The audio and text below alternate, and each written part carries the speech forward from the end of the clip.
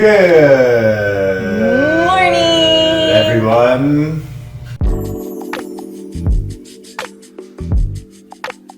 How are you? I'm good. I'm good. How are you? I'm good. Good. I'm tired. Yeah, it is 5 a.m. I'm also really hungry. I'm kind of hungry too. I had these pangs of hunger on the Oh, way I'm here. not that hungry. Pangs. Pangs of hunger. Pangs of hunger. Welcome to Half Awake Fully Caffeinated. We are here today, as we are every time we do Half Awake Fully Caffeinated, to talk about 2 coffee questions and 2 non-coffee questions. We are very underslept, but we are currently caffeinating, and so that helps make interesting facts more interestinger. Yes. Exactly. Exactly. So today, my coffee question was talking about my pour-over recipe, and I am also talking about laser tattoo removal. Laser tattoo skin removal. Laser tattoo removal? It's not skin removal. You're not removing skin. Laser tattoo removal. You kind of removing something. Ooh, okay. And then My questions are, what's the next big thing in specialty coffee? And my non-coffee question was, what is the purpose of carbon dioxide to the human body? oh yes. Yes. Is the next trend, are we looking at do I remember correctly, I asked you if it was based on what's happening in wine, yeah. So it's what is wine doing Yeah. that coffee's gonna do next? Yeah. I think you go first because my recipe requires that we walk Go out out there. Okay, cool. What are you drinking? I'm drinking a Brazil. And I'm drinking a Uganda. Yes. Let me try the Brazil. It means that we could probably adjust the grind on this Brazil and see if it comes out tasting differently. Yeah. See? Okay, so need a timer. Oh yeah. Do. Okay. So the next big thing in coffee is actually a yeast that has been used in beer and wine for forever, but has not really been used for coffee. And it's called Saccharomyces cerevisiae. Interesting. So it's it's specifically for beer and wine? Dang it. Sacrilegious mice? Saccharomyces cerevisiae. Sacrilegious mice. Cerave. What's the C-section? What's a cesarean? Cesarean. No. We'll We'll have our editor put a little. thing. Good luck. Good luck, everyone else. Anyway, so with beer and wine, you need all of the microbes and the bacteria, and it literally describes it as a soup of microbes, which is horrifying to think of. You need all of that for the flavors and for the outcome. You need the ethers and the off. What's the word? I can't remember the word.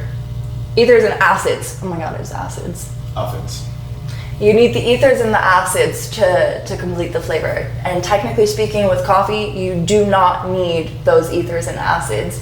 You just need enough of the fermentation for it to, for the microbes to penetrate into the pectin layer, which is the layer just before the bean. It's kind of like What's the sacred robes for Mormons? sacred robes? The stuff that they wear underneath. Oh, garments. Garments. It's like the garments of the coffee. Garments of coffee. Oh my god, that's amazing. Yeah, and so Keeps them decent. keeps them decent. So the Saccharomyces, I'm gonna get it right. Saccharomyces cerevisiae has different, depending on. Here, do you want to just read it? I'm looking at it. I'm looking at the. It has different forms, so you can have as fresh yeast, dry yeast, or different variations of it, and the different variations come up with different flavors. And these flavors that usually show up in wine and beer are now able to show up in coffee. So if we were to use the fresh yeast, it would have a fermented kind of meaty taste, which is probably not what we would go for. But you know, it could be interesting. I have tried a meaty coffee before. Pairs well with bacon. Or steak. See.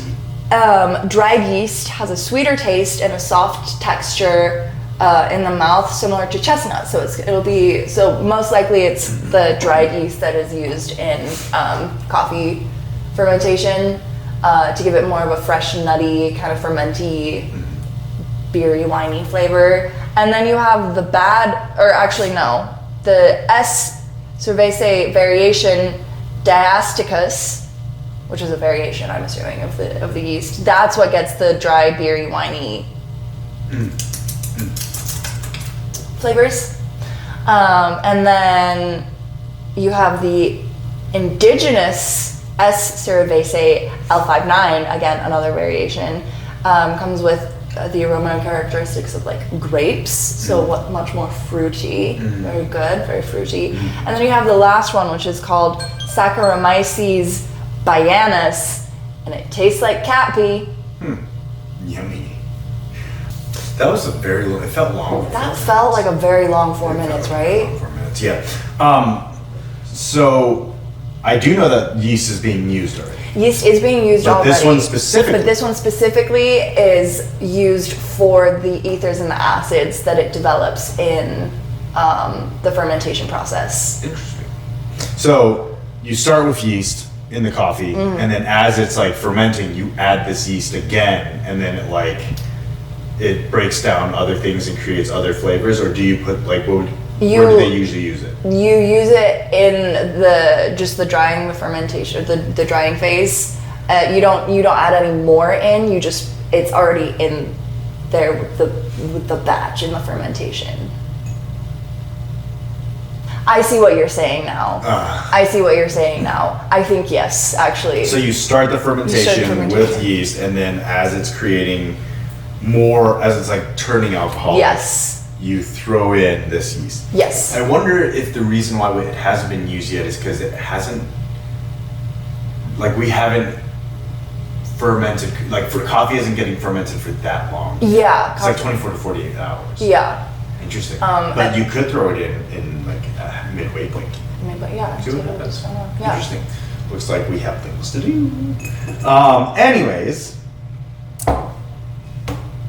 I'm going to answer the laser skin tattoo removal. Okay. What is your regretful tattoo that you want to remove? Really? That one. Why? I got it. I hate that I got it blacked out.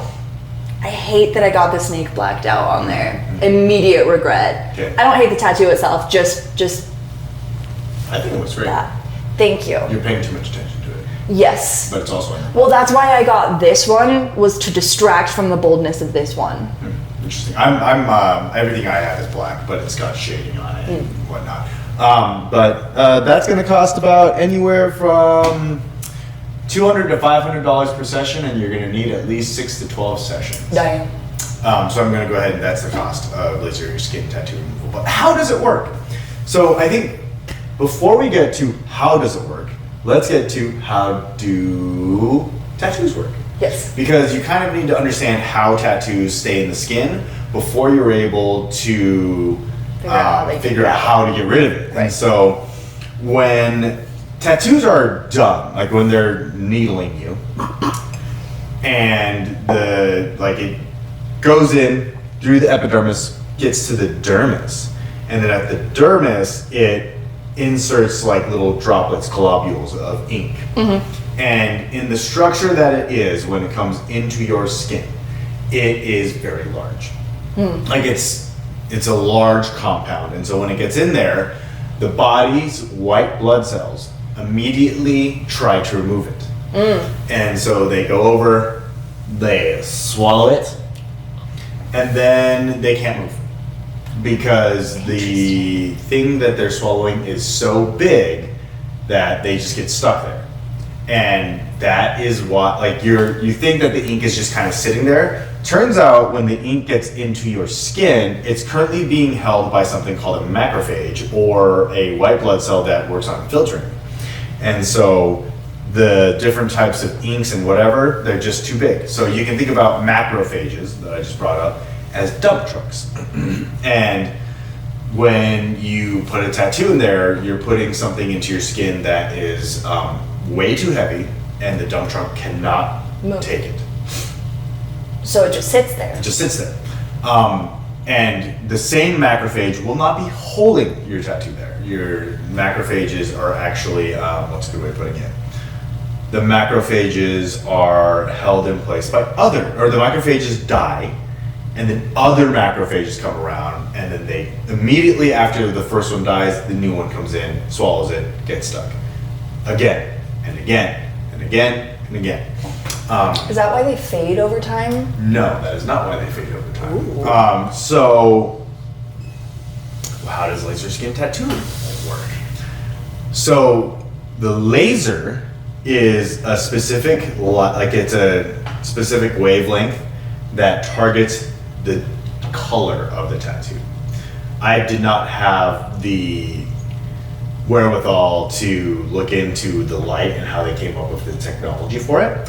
But this light will target, say, black, and black is actually the easiest one to remove because it absorbs all light. And it's a nanosecond of a really bright laser flash that hits that, and it shatters ink.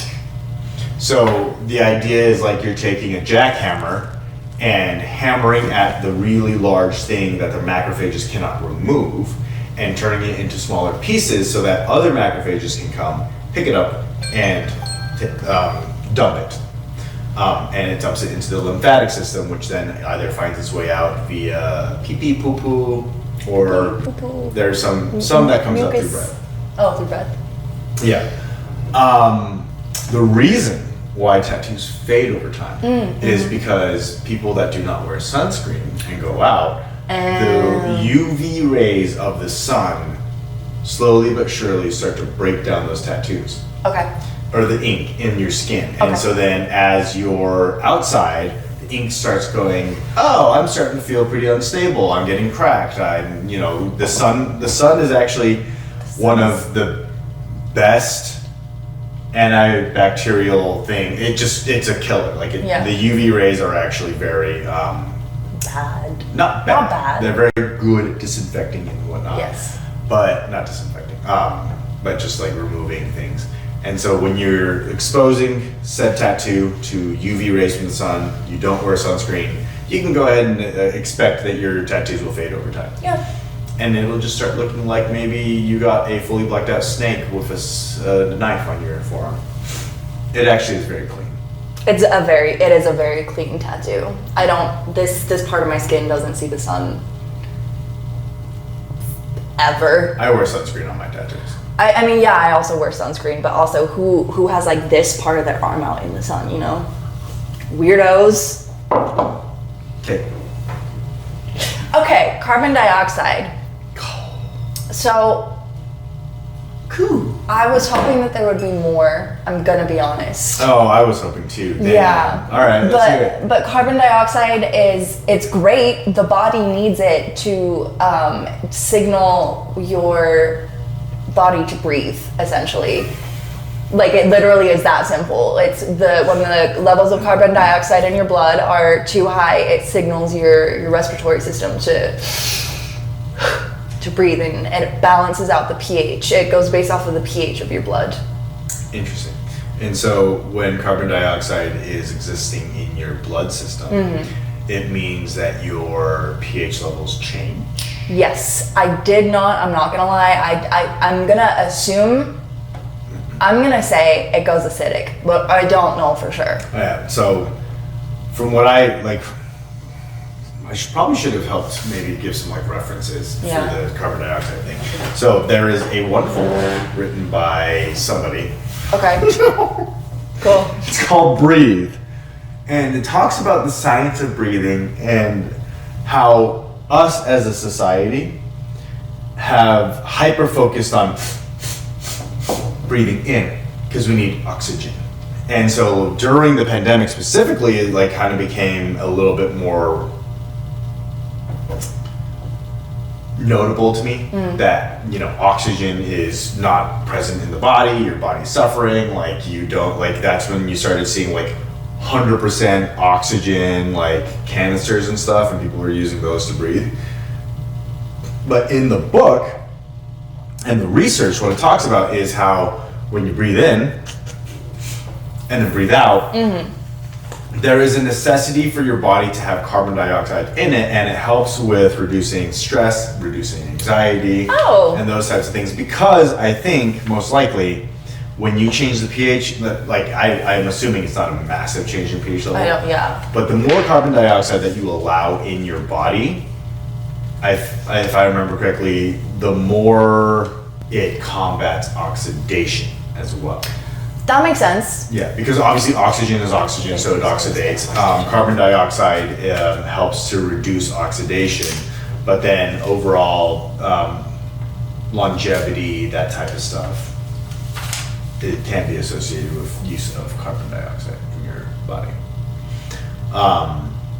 Unfortunately, I was not prepared to teach this lesson. Yeah, no. That's okay. I didn't know that. That would have been cool to it is read. Like it is a good indicator, but like there's some tests that you can do where it's like you take a big breath in. Is that why they when you're like meditating and breathing exercises, it's like breathe in for 4 seconds, hold for 4 seconds, breathe out for 6 seconds? Is it to So the elongated breath out is to like train your body to kind of just be comfortable a little bit more. But then do you hold your breath?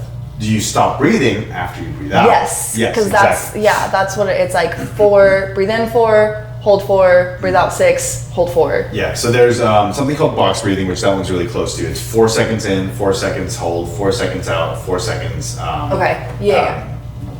completely empty. And those force, like that is a type of breathing that helps to increase focus. And so when you box breathe, that's really good. But then there's like a test that you can do to see about your carbon dioxide sensitivity. Yeah. Where you take a big breath in, breathe out, and then you wait and you see how long it goes until you're like, man, I really need to take a breath. And so if you want, we can try it. Yeah, let's try it. Okay, big breath in.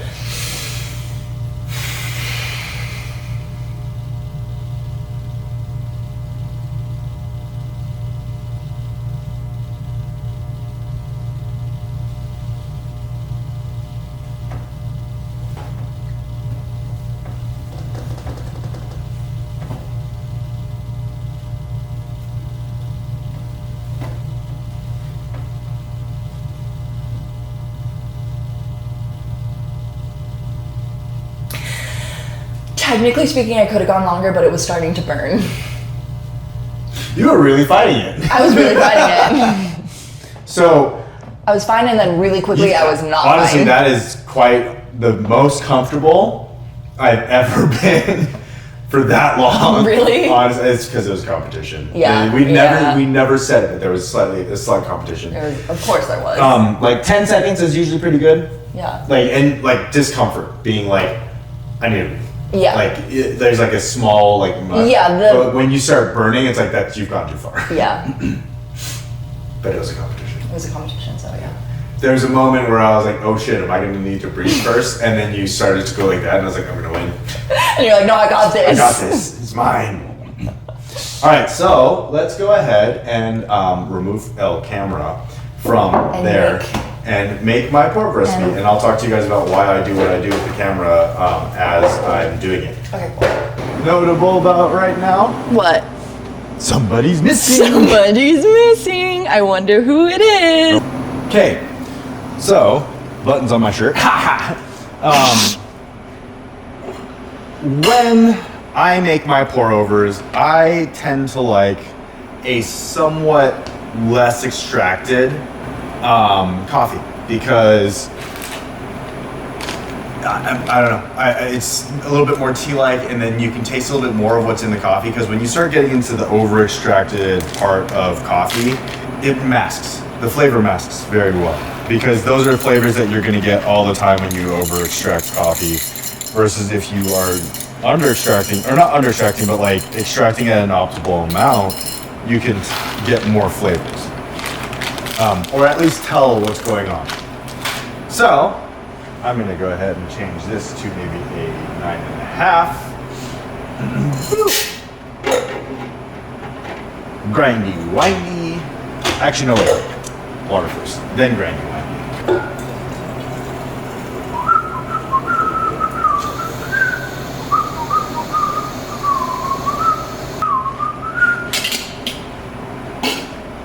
I never think about how wildly convenient it is to have a hot water tower. Yeah, it's very nice. Just hot water on drip. On tap. And then I'm at home sitting there waiting for my water to heat up, and it's like, wow.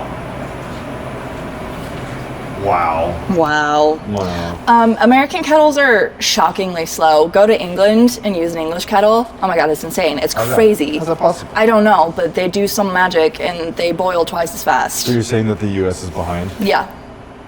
We're number one in everything, but kettle speed. Kettle speed. All right. So my recipe for pour-overs. Is I have 22 grams of coffee. Still kind of the same thing as the recipe that Anne-Marie does. But with 22 grams of coffee, instead of doing 3 pours, I'm going to be doing 4. Start with the bloom. I don't actually have a number for the bloom, because usually what I do is I just make sure everything is wet, and then I start waiting for it to rise. At 30 seconds, we add water to 100. So I'm pouring to 100 grams, which right now means I'm adding 60 grams of water. And then I let that pour through. And then after it's dripped through at 100, we're gonna add 70 grams of water. So we're gonna pour to 170.